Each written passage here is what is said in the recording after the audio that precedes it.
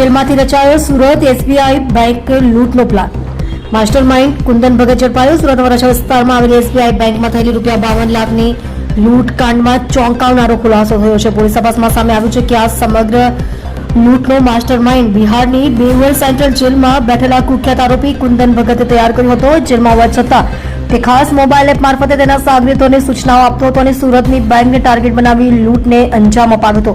આ કેસમાં પોલીસ ઉત્તર પ્રદેશમાંથી શુભમ કુમાર ઠાકુર અને વિકાસ સિંહ નામના 2 આરોપીઓને ઝડપી પાડ્યા છે। બંને આરોપીઓની પૂછપરછ દરમિયાન કુંદન ભગતની સંડોવણી બહાર આવી હતી। દેહરાદૂનની રિલાયન્સ જ્વેલરી લૂંટમાં પણ નામચીન રહેલો કુંદન હવે સુરત એસબીઆઈ લૂંટકાંડનો મુખ્ય સૂત્રધાર માનવામાં આવી રહ્યો છે। તેને ટ્રાન્ઝિટ રિમાન્ડ પર સુરત લાવવા માટે પોલીસ ટીમ બિહાર રવાના થઈ છે। પોલીસના જણાવ્યા મુજબ આરોપીઓએ સુરતની અંદાજે 10 જેટલી બેંકોની અગાઉથી રેકી કરી હતી।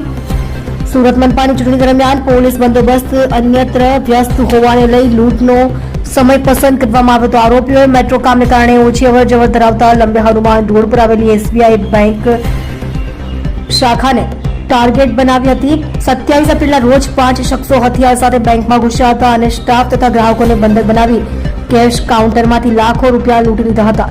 એટલામાં કેશ ડિપોઝિટ વેન પણ બેંકમાં આવી પહોંચી હતી, જેમાંથી વધુ રકમ લૂંટી કુલ 52 લાખ રૂપિયા લઈને લૂંટારો ફરાર થઈ ગયા હતા। હાલ પોલીસ સમગ્ર ગેંગના અન્ય સભ્યો સુધી પહોંચવા માટે તપાસ વધુ તેજ બનાવી રહી છે।